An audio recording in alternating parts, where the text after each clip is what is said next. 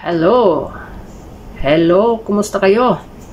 Kumustang lahat? Sana okay kayong lahat, lalong-lalo na sa aking mga kababayan na mga OFW. Saan sulok ng mundo man kayo naroroon, sana okay kayong lahat. At kung bago ka pa lang dito sa aking channel, huwag kalimutan i-subscribe yung ating YouTube channel, Ili TV. At pindutin ang notification bell para updated kayo sa aking mga upload na video.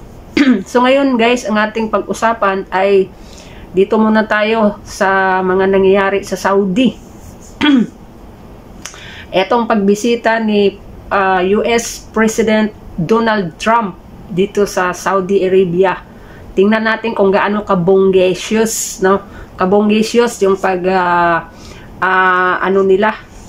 pagtanggap nila kay US President Donald Trump dito sa bansang Saudi Arabia. Pero itong video na ito ay hindi lang natin lagyan ng yung sound kasi baka madali tayo sa copyright, no? So sobrang ganda yung nila at yung speech niya, no? Pero dito hindi kasali yung speech niya dito. Kumbaga yung lang sa kanya. Yung dating niya, yung sa kanya, yun lang ang ating panoorin. Kung paano nila ano yung style nila, no, sa ano ba yun, sa pagsundo or nila sa mga bumisita na mga presidente dito sa bansa nila, no? Kung gaano kabongga, no? Kaano kabongga, kaano kaganda, gaano ka respetado, paano bang mga Arabo yung treatment nila ba sa ibang leader na bumisita dito sa bansa nila. Ganyan din ang ginawa nila noon kay Tatay Digong, no? Yung bumisita dito sa Saudi. Mabongga din yun, no? Ginalapan nila si Tatay Digong doon sa ng mga camel. Yung may camel. So panoorin natin guys, wag lang natin lagyan ng sound kasi makapiright, baka makapiright tayo dito. Kaya ipakita ko lang sa inyo yung video. So yun yung arrival niya. Ito galing na to sa yung niya sa eroplano. Aba, ang kulay hindi pula yung kanilang daanan, no? Hindi siya pula kundi violet. Violet ba yan o ano sa tingin nyo? Violet o purple? Violet, paborito ni Pastor Kibuloy na kulay yan, no? So yan yan na sila. Nandyan na si Lolo. Nandyan na si Lolo Trump. Yan, kausap niya yung dito. Hindi yan ang king, Hindi yan ang king kasi matanda na yung king dito, eh. Siguro ito yung mga dito. Yung mga yung kataas-taasan ng ba, no? Yung mga ng king. Kung sa atin pa, yung mga pinakamataas sa mga kwan siguro, kapulis. Natin kasi may may ads. So yan na. Ay, nagsalot na. Whoop! Pop! Grabe, astig ni Lolo, Wala lang wala lang sound. Dati daw natin, lagyan daw natin ng sound. Baka kasi mga copyright tayo, eh. Baka talaga makapiright tayo dito sa nila. Yung kanilang music, pati yung kanilang lupang hinirang dito. Baka makapiright tayo. Ayan guys, yun ang dito ni Lolo Trump. Eto guys, 2 days ago na ito. At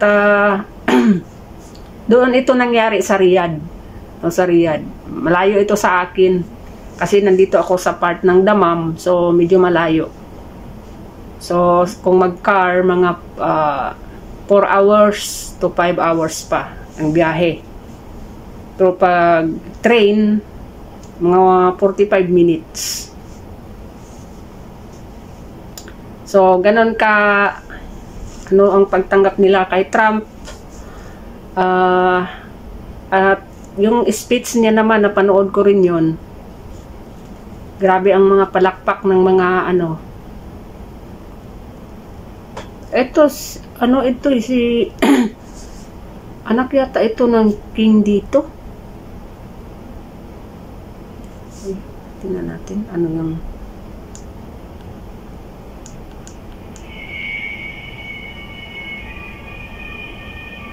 nako. Huwag na lang talaga. Kasi copyright talaga tayo dyan. Yan na, naglakad na si Lolo. Kasama itong ano siguro ito ng king. Kasi matanda na yung king dito, guys. Matanda na. At may dalawa lang ito siguro, ito yung mga general nila dito. Yung mga mataas sa kanilang mga kapulisan. Yun yung mga ano nila, oh. Mga pulis nila. Oh, huh? Mga nakaputi. Nakaputi. Ano kaya na mga ano itong mga nakaputi dito? Ayan na. Sumakay na sila sa ano, elevator. Grabe yung nilakaran nila, oh, violet. Hindi sila gumagamit ng red carpet. Iba na ang ano ngayon, hindi na red carpet. Ano na, violet. Kasi sa atin, di ba, pula. Pula yung dinadaanan ng mga ano, mga presidente. Pag pupunta sa atin dito, ano, violet. Ang ganda ng ano nila. O, ito siguro yung ano nila. Palasyo. Kung sa Pilipinas pa, Malacanang. Ano kayong pinag-usapan ni Lolo Trump? Ha?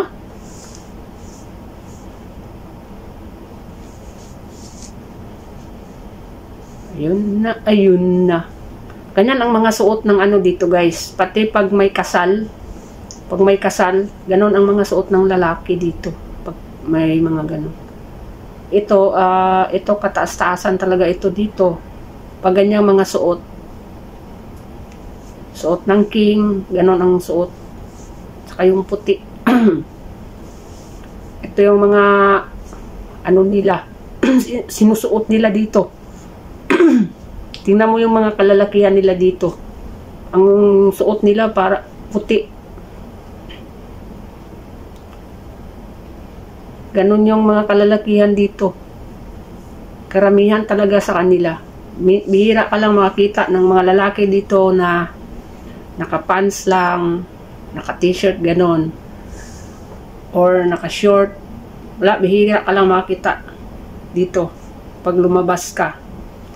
Pupunta ka ng mall, ganon. Bihira lang kung makakita. Ang ano talaga dito, ganyan ang suot. Sa mga kababaihan naman, yung itim, no, yung itim na abaya. Tapos na mata lang makikita. Yun ang mga suot nila dito. Yan. Oh, may ads na naman. Ano natin kasi may ads. So, yun na. Yun na, oh. Nandun na si Lolo, oh. Nandun na si Lolo Trump. Umikot ito si Trump ngayon sa Middle East. Pumunta din siya ng Qatar, Dubai. So, umikot siya talaga sa Middle East. Yan.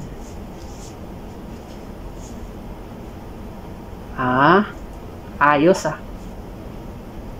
Yan, ganon sila mag ano dito, guys.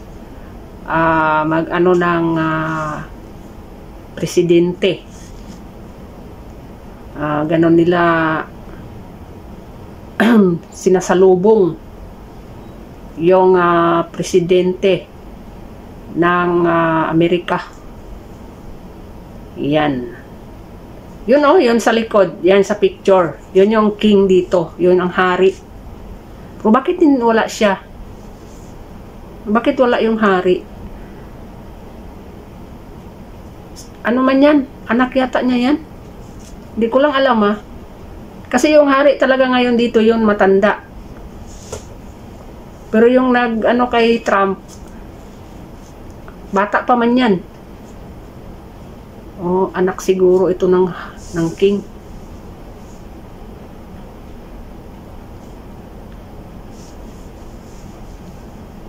Hindi ko lang talaga alam, no? Kung anak ba ito ng king or right hand ng king. Kasi wala man vice president dito. Katulad ng Pilipinas, katulad ng Amerika, merong vice president. Dito, king lang, hari, at saka queen. King and queen. Yan. So, yun guys, no? Ang ano natin, pinakita lang natin yung pagbisita ni Lolo Trump dito sa Saudi. Bukas, baka ano natin guys, no? Panoorin natin yung speech niya. Yung speech niya dito. Kung ano ba yung kanyang yung kanilang relasyon ba, yung relasyon ng Saudi at saka Amerika, kung gaano sila ka tibay, kung paano nila patibayin pa yung kanilang relasyon bilang magkaibigan na bansa. At inikot ngayon ni President Donald Trump ang Middle East. Mula dito Saudi, pumunta sa Qatar, Dubai, siguro diretso Bahrain or Lebanon, saan pa? Yung may mga gira-gira na mga bansa dito. Pupuntahan niya yan, ikutin niya lahat. Yan. So, dapat ganun sana, no, ang presidente ba? Makipagkaibigan sa lahat. No, wala na yung, iwasan na natin yung gira-gira. Yung gira-gira, wala talaga yan. Bagsak ng ekonomiya, yung gira-gira na yan. Marami pang mamamatay na kung magira tayo, maraming mamamatay ng Pilipino. Pati mga inosente. Walang mga kamuwang-muwang na mga kabataan, madadamay. Kaya dapat, no, wag natin pasukin yung mga gira-gira. Dapat makipagkaibigan na lang tayo. Pero sa atin, kinakalaban natin ang China. Tapos, ang mga pro-Duterte, sabihin mga pro-Duterte, pro-China. Hindi po kami anti-China, pro-China, pro-Pilipinas. Pero kami, ayaw lang namin makisama o sasama sa gusto nang mangyari. Yung gira-gira na yan, wala yan. Diyos ko, masubukan nyo maggira. Subukan nyo sa maggira, tingnan natin. Noon nga, nung panahon na palaging gira noon. Yung palaging nagigira yung mga rebelde. Yung mga rebelde, sa Mindanao palaging gira noon eh. Kung magbumbahanay sila dyan sa malapit lang sa amin yun. Doon sa part ng Maguindanao, doon sa Hulo-Sulu, sa Basilan, dyan, palagi yan dyan gira. Marawi. Grabe yung mga gira dyan noon. Pag putok yung ano nila, bomba dyan, ay nako, parang ano yung lupa, nagagano, no? Sabi ko nga, parang malapit na to ah. Ganon guys, ang gira. Maraming buhay ang masasawi, kahit mga inosenteng bata. Damay. Kaya si Donald Trump, ayaw niya talaga ng gera. Ayaw ng war. Ang kay Trump gusto niya business, negosyo, para lalago ang ekonomiya. Maraming mabigyan trabaho. Kahit yung mga walang natapos, mabigyan ng trabaho. Kung mayroong papasok kasi ng mga investors, magtayo ng kung ano-ano dyan, mga negosyo, maraming matulungan ng trabaho, mabigyan ng trabaho ng mga tao.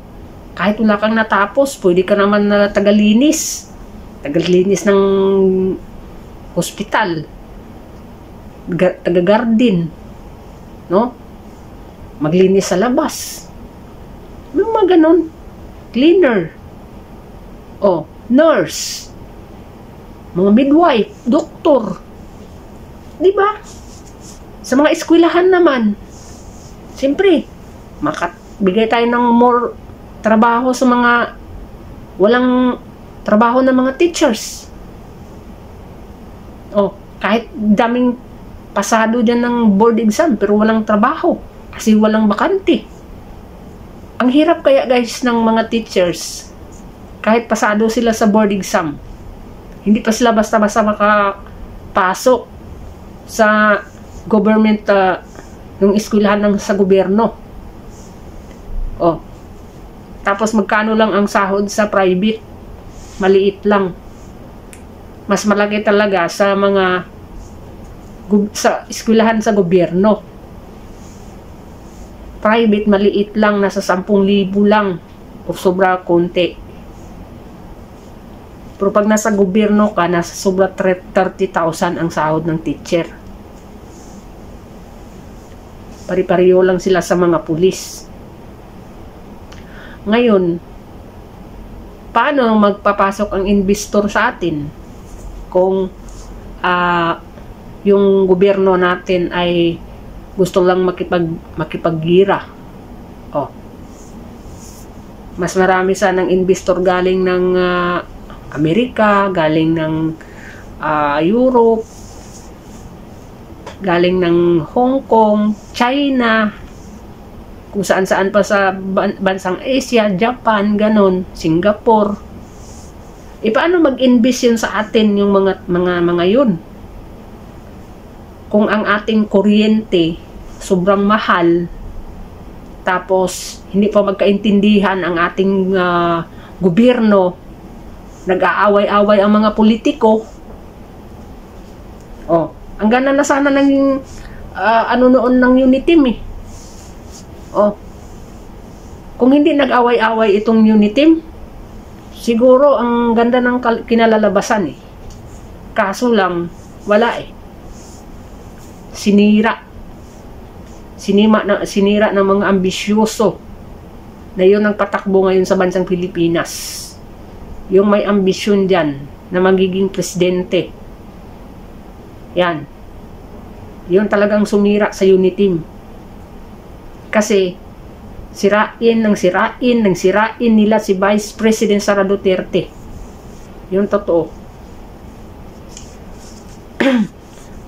Para sila pa rin ang uupo or kaalyado nila ang magiging presidente sa 2028. We will see. Tingnan natin kung magtagumpay kayo. So yun lang guys ang ating video, no? Yung pagbisita ni Lolo Donald Trump dito sa bansang Saudi Arabia. Tomorrow kung meron tayong time, i-ano natin yung kanyang speech. Mas okay yung speech niya kasi walang music yun. Hindi tayo makapiright doon kasi reactionan man natin. Ito kasi may may music. Kaya, ano lang, video with reaction diretso, ganun na lang. So, maraming salamat sa inyo and God bless you all.